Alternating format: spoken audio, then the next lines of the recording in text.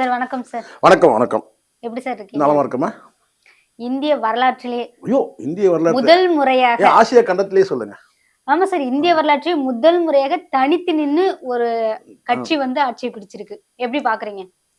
இது ஒரு ஆச்சரியமான விஷயமா? அது ஒத்துக்கணும். யாரா இருந்தா என்ன, நமக்கு வந்து மாற்று கருத்துக்கள் இருந்தாலும் கூட ஆஹ், இது வந்து உண்மையிலேயே வந்து ஏன்னா எம்ஜிஆரோட கூட்டணி வச்சு தான் வந்தாரு. மெஜாரிட்டி கிடைக்கலனால் கூட மெஜாரிட்டி கிடைக்கலன்றது ஒரு மைனஸ் தான். இந்த நிமிடம் வரைக்கும் மெஜாரிட்டிக்கு வந்து வரல, அது உண்மைதான். ஆனால் அதே சமயத்தில் இந்த சீட்டே வந்து ஒரு 107 சீட்டுன்றது இந்த நிமிடம் வரைக்கும் 107. சரிங்களா? இந்த 107ன்றது வந்து பார்த்தீங்கன்னா கடந்த காலத்தில் வந்து வேற யாருக்கும் இந்த அளவுக்கு வந்து வந்தது இல்லை. அது வந்து எம்ஜிஆர் எடுத்துட்டு நீங்கள் வந்து அது உண்மை. அது தனித்து நின்று வந்தது கிடையாது. அந்த வகையில் வந்து இது வந்து ஒரு வரலாற்று சாதனை தான். சரிங்களா? புரட்சிலாம் நான் சொல்ல மாட்டேன். ஒரு ஹிஸ்டாரிக்கலாக வந்து பார்த்தீங்கன்னா இது வரைக்கும் ஒரு ரெக்கார்டு தான் வச்சுங்களேன். இது வரைக்கும் அந்த மாதிரி வந்து தமிழ்நாட்டில் அந்த மாதிரி நடந்ததில்லை. ஃப்யூச்சரில் நடக்குமான்னு சொல்ல முடியாது. அது இப்போ சொல்ல முடியாதுல்ல. இதே மாதிரி நடிகர் ஒருத்தர் வந்து அவர் இந்த விஜயை விட ஒரு புகழ்பெற்ற நடிகர் வந்து இந்த ரெக்கார்டை உடைப்பாரான்னு சொல்ல முடியாது. பட் இது வந்து எதிர்பார்த்ததை விட நமக்கு வந்து ஆச்சரியம் வைக்கக்கூடிய கண்டிப்பா ஆச்சரியமான விஷயம் சொல்லலாம். கண்டிப்பா எம்ஜிஆர் அவர்களுக்கும் கிடைக்கல. ஆமா, கூட்டணி வச்சு தான் வந்தாங்க. அவங்க எல்லாம் கூட்டணி வச்சாங்க. கூட்டணி வந்து தேவைப்பட்டது அவங்களுக்கு மெஜாரிட்டிக்காக. பட் இவங்களுக்கும் தேவைப்பட்டது. ஆனால் இவங்களுக்கு வரல யாருமே. நல்லா அது புரிஞ்சுக்கணும். கூட்டணிக்கு வந்து தவிர்க்கல. நல்லா புரிஞ்சுக்கணும். கூட்டணிக்கு வந்து தவிர்க்கல. இவங்களுக்கு வந்து கூட்டணிக்கு யாரும் வரல. ஒரு அவநம்பிக்கையில போகலன்னு வச்சுக்கலாம். இப்போ விசிகா தலைவராக இருக்கட்டும், யாருமே வந்து கூட்டணிக்கு வந்து இவங்களோட போல. இவங்க வரவேற்பு கொடுத்தாங்க, வாங்கன்னே கூப்பிட்டாங்க, ஆனா வரல. ஸோ வராது கூப்பிட்டதுக்கு காரணம் என்ன? எப்படியும் குறையும்ன்றது. ஏன்னா ஜான் கூட நான் பேசி பழகினதுனால எனக்கு தெரியும். ஜான் வந்து 19% சொன்னாரு. அந்த 19 இப்போ தாண்டிடுச்சு தான். ஆனாலும் அவர் எதுக்காக வந்து ஒரு 2-3 கட்சி கூட்டணி எதிர்பார்த்தாருன்னா வந்து கூட்டணி வந்து அதாவது ஒரு 2 கட்சி கூட்டணினா ஒரு காங்கிரஸ் வந்து விசிகா பாமக எதிர்பார்த்தாரு. ஒருவேளை விசிகா பாமக வரனா சீமான் ஒருவர் வந்தா போதும்னு சொல்லி என்கிட்ட சொன்னார். ஆனால் சீமான் வந்து வருவாரான்றதை அவர் அப்பயே சொன்னார். அவர் வந்து கூட்டணிக்கு வர்றதுக்கு வாய்ப்பு இல்லை அப்படின்னு சொல்லி சொன்னார். அப்படி இருக்கும்போது இது வந்து இதுக்கு எதுக்காகனா இந்த மெஜாரிட்டி கிடைக்கணுன்றதுக்காக தான் கூட்டணி எதிர்பார்த்தாங்க. யாருமே வரல. அப்போ தனித்து நின்னாங்க. தனித்து நின்னதெல்லாம் வந்து பார்த்தா அவங்க சந்தேகம் சரியாக தானே ஆயிடுச்சு. இப்போ வியூக அமைப்பாளர் யாருமே எனக்கு தெரிஞ்ச வரைக்கும் ஜான் தோக்கவே இல்லை. இப்போ ஜானுக்கு வந்து இந்த சந்தேகம் இருந்தது. தனித்து நின்னா எப்படியும் வந்து மைனாரிட்டி வந்து பார்த்தீங்கன்னா நமக்கு வந்து மெஜாரிட்டி கிடைக்காதுன்றது தெரியும். அதனால கூட்டணிக்கு யாரும் வரல. இப்போ அதானே நடந்திருக்கு. இப்போ 10 எண்ணிக்கையில் வந்து ஒரு 12 எம்எல்ஏக்கள் தேவைதானே படுறாங்க. அது வந்து சரியான முடிவு. ஆனா இதுவே ரெக்கார்டு தான். ஆனா இதுவே ரெக்கார்டு மைனஸ் ஆகுது அந்த எம்எல்ஏக்கள் ஒரு 10-15. ஆமா, அது வந்து அது வந்து ஒரு குறை தான். அது பார்க்கலாம் என்ன நடக்குதுன்றது அடுத்தடுத்த நாட்கள்ல வந்து என்ன நடக்கும்ன்றது வந்து இப்போ நம்ம சொல்ல முடியாது. எப்படியும் வந்து கவர்னர் வந்து மெஜாரிட்டி நீங்கள் வந்து ப்ரூவ் பண்ணுங்கன்னு சொல்லுவாங்க. அப்போ மெஜாரிட்டி ப்ரூவ் பண்ணும்போது யார் சப்போர்ட் பண்ணுறாங்க, எங்கேருந்து இவங்க ஹையர் பண்ண முடியுமா, பர்ச்சேஸ் பண்ண முடியுமா, அதெல்லாம் இருக்குல்ல. ஸோ அது வந்து எப்படி நம்ம சொல்ல முடியாது. திமுக வந்து சப்போர்ட் பண்ண மாட்டாங்க ஒருபோதும். அதிமுகவில் சப்போர்ட் மற்ற உதிரிகள் எல்லாமே வந்து பார்த்தீங்கன்னா யாரும் ஸ்ட்ராங்காக இல்லை. உதிரிகள் எல்லாமே அப்படியே உதிரிகள் ஸ்ட்ராங்காக இருந்தால் கூட பார்த்தீங்கன்னா 2 அணிலேருந்து எடுக்க முடியாதுல்ல. ஒன்று இந்த சைட்லேருந்து எடுக்கணும், அல்லது வந்து திமுக கூட்டணியில் இருக்கக்கூடிய அந்த உதிரிகள் கிட்ட இருந்து வாங்கணும். அப்படி இல்லைன்னா அந்த சைடில் வந்து ஏடிஎம்கே கிட்ட உதிரி கிட்ட இருந்து வாங்கணும். ஸோ 2 இடத்துலையும் வாங்கவும் முடியாது. அப்போ இருக்கிற ஒரே ஆப்ஷன் வந்து ஏடிஎம்கே சப்போர்ட் பண்ணணும். ஏடிஎம்கே சப்போர்ட் பண்ணுமா இல்லையான்றது இப்போ நம்ம சொல்ல முடியாது இல்லையா? ஆமா, அதனால அடுத்தடுத்த நாட்கள் தெரியும். நாளைக்கு தெரிஞ்சிடும் குடும்பம் நிற்கும்.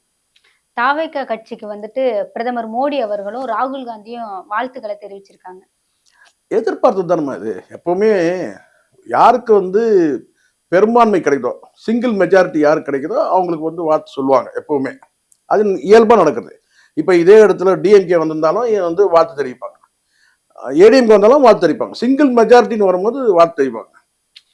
அது வந்து டெபாசிட் கூட வாங்க மாட்டாங்க அப்படின்னு சொன்னாங்க. மெஜாரிட்டியா இப்ப ஜெயிச்சிருக்காங்களே தனியா நின்னு. மெஜாரிட்டி கிடையாதுல்ல, மைனாரிட்டி தானே. எப்படி மறுபடியும் மெஜாரிட்டி?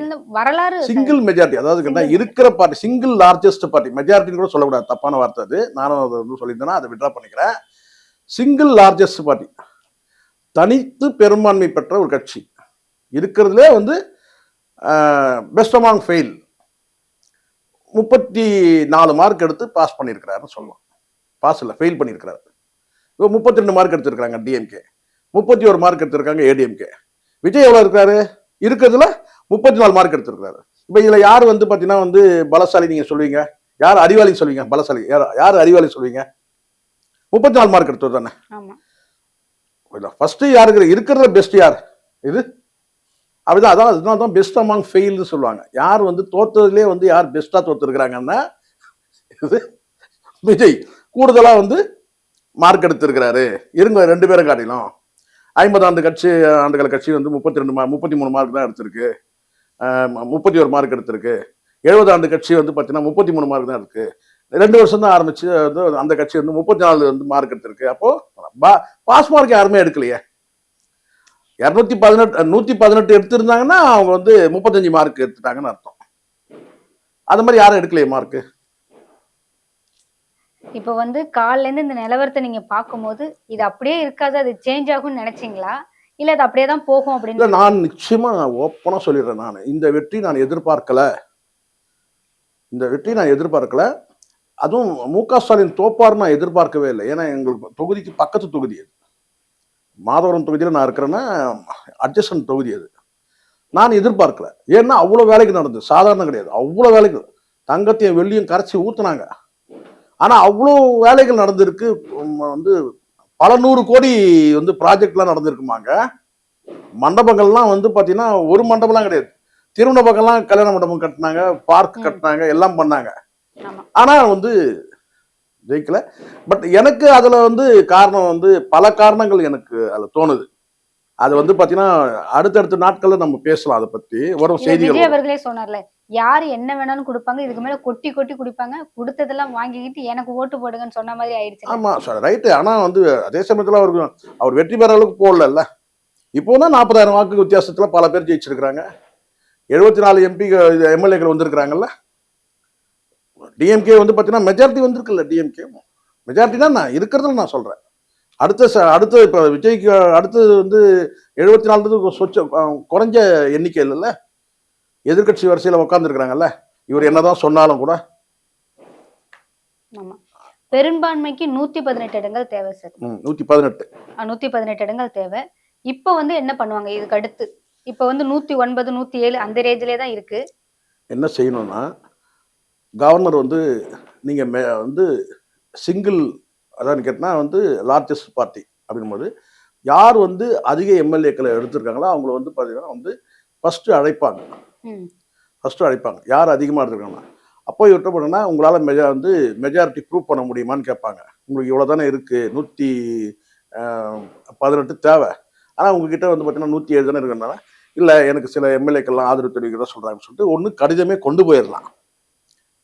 எந்த எம்எல்ஏக்கள் வந்து ஆதரவு தராங்களோ அவங்க கடிதத்தோட போயிடலாம். அப்படி இல்லைன்னா வந்து யாருமே கடிதம் கொடுக்கல அப்படின்னு சொன்னா கூட கவர்னர்கிட்ட நீங்க சட்டசபையை கூட்டுறதுக்கு நீங்க வந்து அதிகாரத்தை கொடுங்க, நாங்க சட்டசபையை கூட்டி நான் வந்து பெரும்பான்மை நிரூபிக்கிறேன்னு சொல்லலாம். யார் தரப்புல? விஜய் தரப்புல, டிவிகே தரப்புல சொல்லலாம். அதுக்கு கவர்னர் வந்து பாத்தீங்கன்னா வந்து அனுமதி வரும். கடந்த காலத்துல இப்படிதான் நடந்திருக்கு. இந்தியா முழுவதும் பல சட்டமன்றத்துல வந்து இதெல்லாம் நடந்திருக்கு. மெஜாரிட்டியே இருந்து இல்லைன்னு தெரியும். ஆனாலும் வந்து பாத்தீங்கன்னா கடிதம் கொடுத்து நான் வந்து சட்டமன்றத்தை நான் ப்ரூவ் பண்றேன், எனக்கு வாய்ப்பு கொடுக்கும் போது அப்போ வந்து அந்த வாய்ப்பு வந்து கவர்னர் கொடுப்பாரு.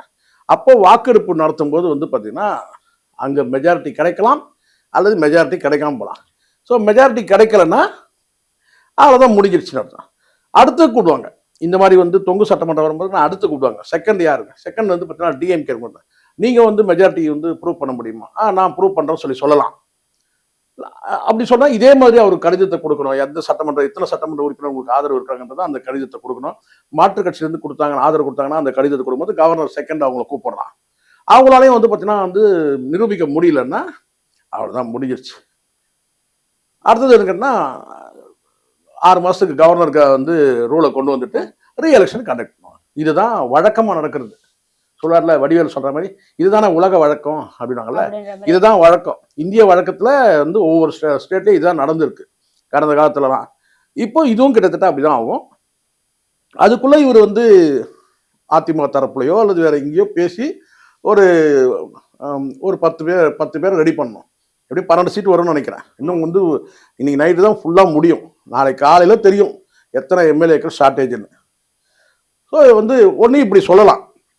அப்படி இல்லைன்னா இல்லைங்க, என்னால் வந்து என்கிட்ட வந்து யார்ட்டையும் நான் போய் வந்து பிச்சைலாம் எடுக்க முடியாது, 10 எம்எல்ஏ கொடுங்கன்னு சொல்லிட்டு நான் கவர்மெண்ட் ஃபார்ம் பண்ணல அப்படி சொல்லலாம். ஆனால் விஜய் ஒருபோதும் சொல்ல மாட்டார். ஏன்னா அவங்க ட்ரீமே வந்து பார்த்தீங்கன்னா முதலமைச்சர் சீட்டில் உட்காரணுன்றது தான். அதனால் வந்து அந்த இதை பண்ண மாட்டார். பார்க்கலாம் என்ன நடக்குது பண்ணலாம். கவர்னர் இவருக்கு என் டி ராமராவுக்கு இந்த மாதிரி ஒரு சோதனை வந்துச்சு. என் டி ராமராவுக்கு என்ன சோதனை வந்ததுன்னா, என் டி ராமராவ் என்ன செஞ்சார்னா, காங்கிரஸ் வந்து விலைக்கு வந்து தெலுங்கு தேசம் ஒரு கட்சியை வந்து உருவாக்குனார். பெரும்பான்மை வந்து அவருக்கு கிடைச்சிது, மெஜாரிட்டி கிடைச்சிது, ரூலிங்கும் பண்ணார். இடையில ஒரு வருஷம் 2 வருஷமும் பண்ணும்போது என்ன சொன்னா, காங்கிரஸ் தானே வேலை, காங்கிரஸ் எல்லாம் இருந்தார் அவரு. ஸோ காங்கிரஸ் வந்து விலைக்கு வந்துட்டாரு. அப்போ அவர் மருமகன் வந்து சந்திரபாபு நாயுடு வந்து காங்கிரஸ்ல இருந்தார். இவர் காங்கிரஸ் விலைக்கு வந்து என்ன கருத்து வேற்றுமை வந்து ஏற்பட்டு வெளியே வந்துட்டார். இந்திரா காந்தியோட மோதிட்டு வெளியே வந்துட்டார். வெளியே வந்து ராஜீவ் காந்தின்னு நினைக்கிறேன் வெளியே வந்துட்டாரு. இந்திரா காந்தியான்னு நினைக்கிறேன், சரியா தெரியல, டக்குன்னு ஞாபகம் வரல. வெளியே வந்த பிறகு என்ன செஞ்சாரு வந்து தனி கட்சி தொடங்கி என்ன செஞ்சாரு, ஃபர்ஸ்ட் அட்டம்ப்டே என்ன செஞ்சாரு, அடிச்சு நொறுக்கிட்டார். ஃபர்ஸ்ட் அட்டம்ப்டே வந்து மெஜாரிட்டி வாங்கிட்டார். ரூலிங் நல்லா தான் போயிருந்துச்சு. காங்கிரஸ்ல என்ன பண்ணான்னு கேட்டிங்கன்னா, பாஸ்கர் ராவ்னு அப்போ சந்திரபாபு நாயுடு வரல, காங்கிரஸ்ல தான் இருக்கிறார். அப்போ என்ன பண்ணாரு, பாஸ்கர் ராவ்னு சொல்லிட்டு, என்ன எடகுல பாஸ்கர் ராவோ ஏதோ தெலுங்கு பேர் பாஸ்கர் ராவ்னு, அவரை வச்சு என்ன செஞ்சிட்டாரு, கவர்மெண்ட் வந்து எம்எல்ஏக்களை குறிப்பிட்ட எம்எல்ஏக்களை வந்து என்ன செஞ்சாரு, பறிச்சுட்டு வந்துட்டார். வந்துட்டு என்ன சொன்ன கேட்டால் ஆட்சியை கவிழ்த்துட்டார். குறிப்பிட்ட வந்து ஒரு எண்ணிக்கையில் எம்எல்ஏக்களை கொண்டு வந்தோன்னா, அப்போ எம்எல்ஏக்களோட மெஜாரிட்டி எண்ணிக்கை குறைஞ்சிடுச்சு. அப்போ கவர்னர் வந்து என்ன செஞ்சாரு, வந்து நம்பிக்கையில் தீர்மானம் கொண்டு வந்துட்டாங்க, உங்க கட்சியிலே நீங்க இருக்கிற எம்எல்ஏக்கள் பிரிஞ்சு பாஸ்கர் ராவ் தலைமையில் ஒரு குரூப் வந்துட்டாங்க, அதனால நீங்க வந்து சட்டமன்றத்தில் நீங்க வந்து உங்க மெஜாரிட்டியை ப்ரூவ் பண்ணணும், நம்பிக்கையில் தீர்மானம் வந்து கொண்டு வராங்க நீங்க சொல்லலாம். அப்போ எம்எல்ஏக்கள் பார்க்குறாரு, உள்ளபடியே எம்எல்ஏக்கள் வந்து ஒரு 60 பேர் 70 பேர் போயிட்டாங்க, யார் பாஸ்கர் ராவ் தலைமையில் போயிட்டாங்க. அப்போ வந்து என் டி ராமராவ் வந்து ரொம்ப ஆவேசப்பட்டு என்ன செஞ்சாரு, நான் மெஜாரிட்டிலாம் ப்ரூவ் பண்ணல, நான் ராஜினாமா பண்ணுறேன்ட்டேன். நான் மெஜாரிட்டி ப்ரூவ் பண்ண, நான் வந்து சிஎம் போஸ்ட்டை நான் ராஜினாமா பண்ண சொல்லிட்டு ரிசைன் பண்ணிட்டு அடுத்த தேர்தலை சந்திக்கிறார். அடுத்த தேர்தல் சந்திக்கும் போது மருமகனும் வந்துட்டார், காங்கிரஸ் வந்து வந்துட்டார், யார் சந்திரபாபு நாயுடு வந்துட்டார். மெஜாரிட்டியில் அடிச்சாங்க, லீடிங்கில் அடிச்சாங்க. காங்கிரஸ் அன்னைக்கு போனது தான் படுகொலியில், இன்னைக்கு வரைக்கும் வரல. அன்னைக்கு காங்கிரஸ் படுகொலி போனது ஆந்திராவில், அதுதான். அதுக்கப்புறம் வந்தது, நான் வரலன்னு சொல்ல மாட்டேன், அது வரலாறு இருக்குது. ஒய்எஸ்ஆர் தூக்கிட்டு வந்தார், ஆனாலும் அது ஒய்எஸ்ஆர் காங்கிரஸாக இருந்துச்சு, இந்திரா காங்கிரஸா இல்லை. அதுக்கப்புறம் ஒய்எஸ்ஆர் வந்து என்ன ஆனாருன்னு உங்களுக்கு தெரியும், அது சொல்ல வேண்டியதில்லை.